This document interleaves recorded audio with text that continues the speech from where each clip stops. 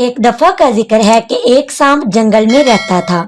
وہ اکیلا ہونے کی وجہ سے بہت اداس رہتا تھا۔ ایک دن ایک مور سانپ کے پاس سے گزرا۔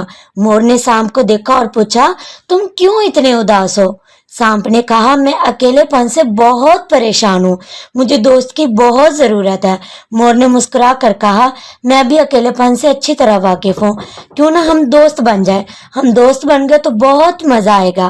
سانپ کو بہت خوشی ہوئی اور دوستی کی پیشکش قبول کر لی۔ مور اور سانپ دونوں ساتھ مل کر کھیلنے لگے۔ اب سانپ کو دوست کی کمی محسوس نہیں ہوتی تھی۔ بچوں، اس کہانی سے ہمیں کیا سبق ملتا ہے؟ ہمیں یہ سبق ملتا ہے کہ دوست بنانا اور دوسروں کے ساتھ وقت گزارنا بہت اہم ہے۔ ہمیں ایک دوسروں کی خوشیوں کا خیال رکھنا چاہیے۔